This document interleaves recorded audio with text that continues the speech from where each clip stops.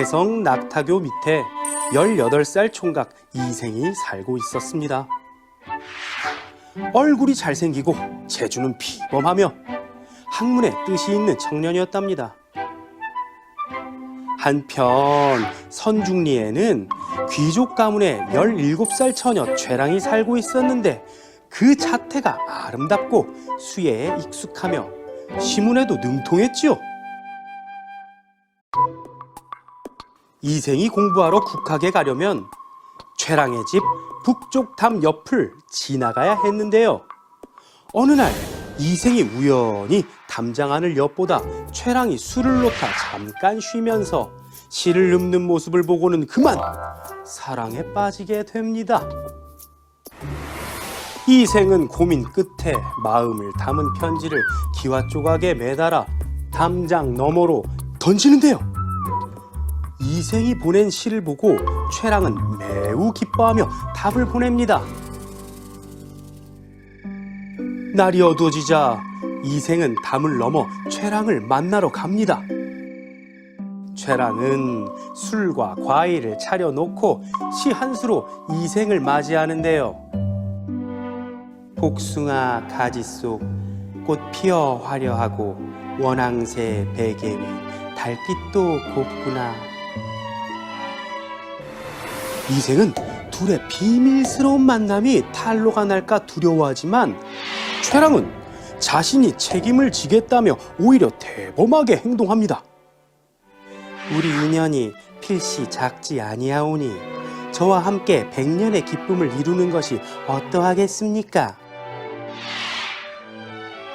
그리하여 이생은 최랑과 함께 며칠을 유숙하며 즐거운 시간을 보냈습니다. 며칠 후 이생은 걱정하실 부모님을 생각해 집으로 돌아갔는데요. 그 이후로도 저녁마다 매일같이 최랑과의 만남을 이어갔습니다. 그 모습을 보고 화가 난 이생의 아버지. 아침에 나가 점으로 돌아오면 옛 성인의 말씀을 배우려 함인데 황혼에 나가 새벽에야 돌아오면 어찌된 일이냐? 분명코 못된 행실을 배워 남의 집 담장을 넘는 것이랬다. 아버지는 이생을 혼내고 멀리 지방으로 보내버립니다. 최랑은 저녁마다 이생을 기다렸지만 이생은 오지 않았고 뒤늦게 시비를 통해 지방으로 떠난 이생의 소식을 듣게 됩니다. 충격을 받아 음식도 끊고 말문마저 닫아버린 채 자리에 몸져 누운 최랑. 최랑의 부모는 우연히 대바구니를 들춰보다가 딸이 이생과 주고받은 시를 발견하고 두 사람의 관계를 알게 됩니다. 최랑의 마음을 헤아리게 된 부모는 중매예를 갖춰 이생의 집으로 청혼의 뜻을 전합니다. 가난했던 이생의 집에서는 몇 차례 이를 거절하지만 최랑 집의 간곡한 요청에 이생을 다시 데려오게 하고 둘은 마침내 혼례를 치릅니다. 그 이듬해 이생은 대과를 거쳐 높은 벼슬에 오르게 되고 세상에 그의 이름을 알립니다. 그렇게 행복한 삶을 살던 어느 날 홍건적이 쳐들어오자 이생 가족도 산골로 숨었는데요. 도적 하나가 칼을 들고 쫓아와 이생은 겨우 도망하였으나 최랑은 도적에게 잡혀 정조를 빼앗길 처지가 됩니다. 이 창기놈아, 내가 죽어 이리의 밥이 될지언정 내 놈에게 몸을 주겠느냐? 홍건적은 무참하게도 최랑을 죽이고 말았습니다. 들판을 헤매던 끝에 도적들이 없어졌다는 소식을 듣고 고향을 찾아온 이생. 그러나 최랑의 집은 이미 폐허가 되어 있었지요. 슬픈 마음을 견디지 못하고 작은 누각 위에 올라앉아 우두커니 어떡하니 눈물을 흘리던 이생. 그런데 이게 웬일일까요? 밤이 되어 달빛이 들보를 비추자 죽은 최랑이 나타납니다. 이생은 그녀가 이미 이 세상 사람이 아니라는 걸 알고 있었지만 사랑하는 마음이 앞서 그조차 염두에 두지 않았습니다. 옛날 함께 살았던 곳을 찾아 골짜기에 숨겨둔 재산을 되찾고 부모의 유골도 거두어 장례까지 치른 이생과 최랑. 둘은 그렇게 죽음도 갈라놓지 못한 남은 인연을 이어가는데요. 그러던 어느 날 저녁, 최랑이 이생에게 말합니다. 세상 일이 덧없어 세 번째 가약도 곧 끝나게 되니 이 슬픔은 또 어찌하오리까? 그게 무슨 말이오? 당신의 명은 아직 남았고 저는 이미 저승의 명부에 실렸사오니 미련을 가지게 되면 더 큰 죄를 짓게 됩니다. 이생은 최랑이 부탁한 대로 그녀의 해고를 거두어 부모 묘 옆에 장사를 지낸 후 곧 병이 나서 세상을 떠나고 맙니다. 그 이야기를 들은 사람들은 감탄하며 그들의 아름다운 인연을 칭송했다고 합니다. 이생주장전 제목의 의미.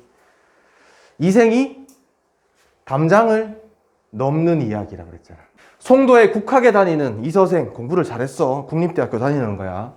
공부하러 가던 도중에 우연히 담 너머를 엿보다가 시를 읊는 최여인을 보게 된다. 최랑. 그치? 최랑의 아름다움에 매혹된 이생은 그녀에게 시를 써서 담 너머로 보내고 이후 최여인으로부터 만나고 싶다는 편지를 받는다. 굉장히 적극적이야, 그지? 그리고 두 사람은 시를 주고받으며 깊은 사랑에 빠진다. 하지만 아들의 행동을 수상히 여긴 이생의 아버지는 이생을 지방으로 내려보내고 공부나 해! 이러면서 보낸 거야. 최랑은 상심 끝에 그만 병이 나고 만다. 이를 알게 된 최랑의 부모는 이생과 최랑을 혼인시키려고 하지만 이생의 아버지는 이생의 학업과 문벌, 그 가문의 차이를 들어서 최랑은 아주 높은 신분의 귀족 집안이고 부자인데 이생의 집안은 가난하고 신분도 좀 낮거든. 그래서 잘 어울리지 않는다라고 생각해서 거절을 여러 번 했는데 결국 최여인 부모의 설득으로 이생의 아버지는 생각을 바꾸고 이생과 최랑은 혼인해서 행복한 시간을 보낸다. 그러나 신중년에 홍건적의 난이 일어나면서 양가의 부모는 물론 최랑도 죽게 되고 간신히 이생만 살아남게 된다까지가 앞부분 줄거리고, 한편 이 세상은 이생은 황폐한 들에 숨어서 목숨을 보전하다가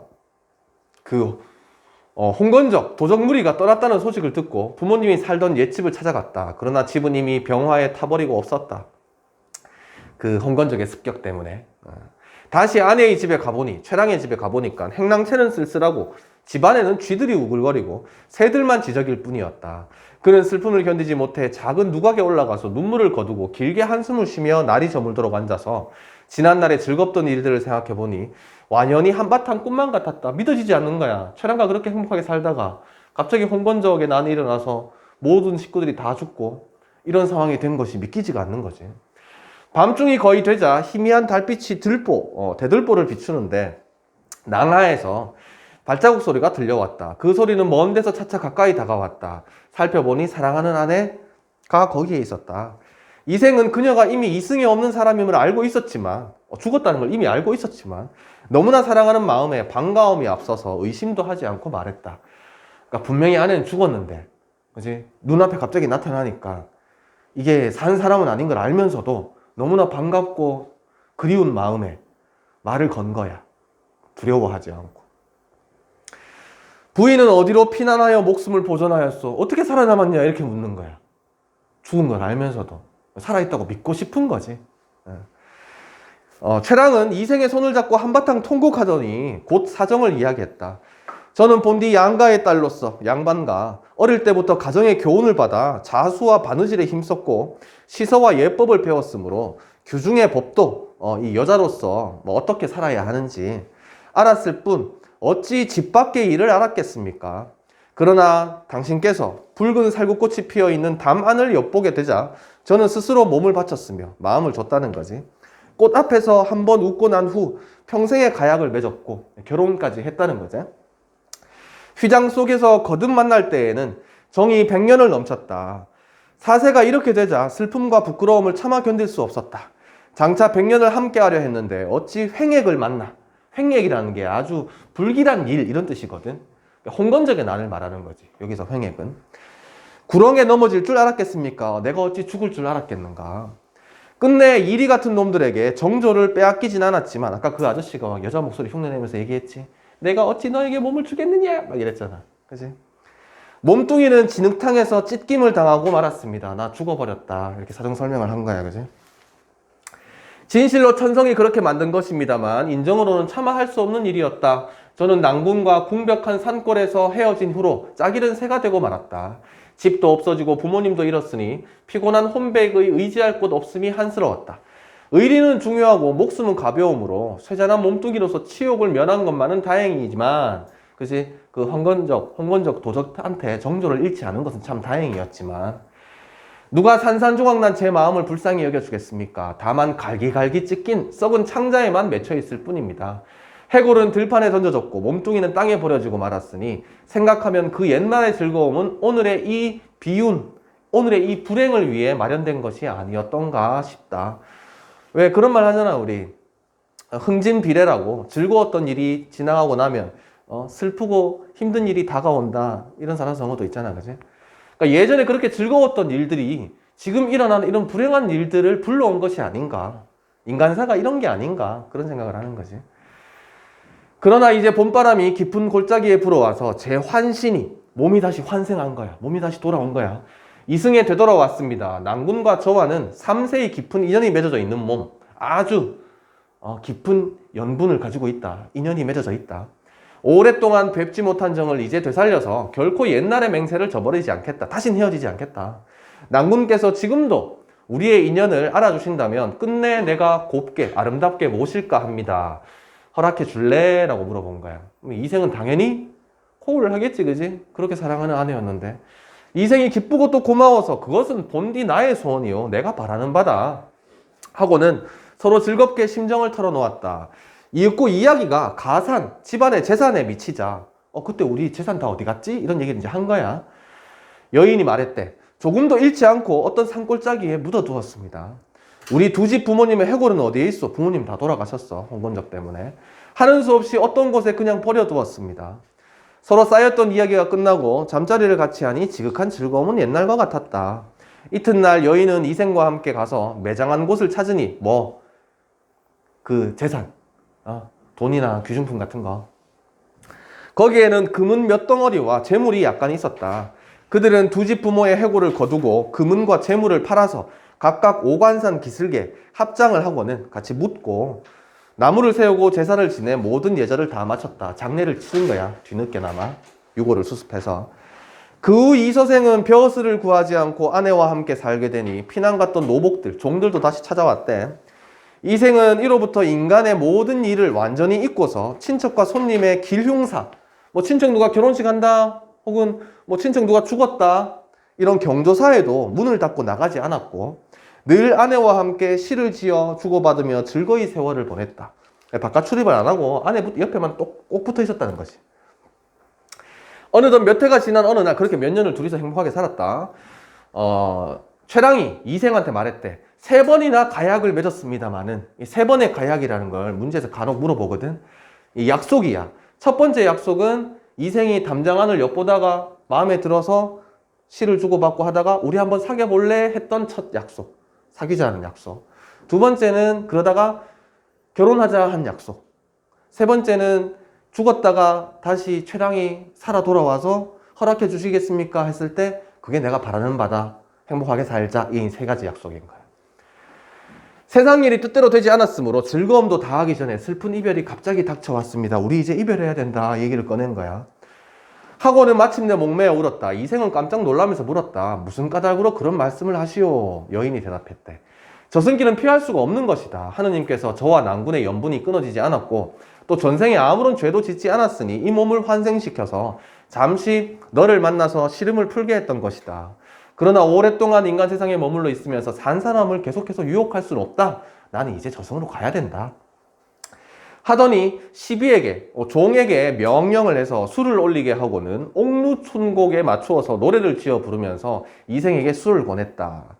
도적대를 만나서 처참한 싸움터에 몰죽음을 당하니 원앙도 짝을 잃었다. 홍건적의 난 때문에. 그치? 여기저기 흩어진 해골 그 누가 묻어주리. 피투성이 그 유호는 하소연할 것도 없네. 슬프다 이내 몸은 무산 선녀가 될 수 없고 깨진 거울 갈라지니 마음만 쓰라리다.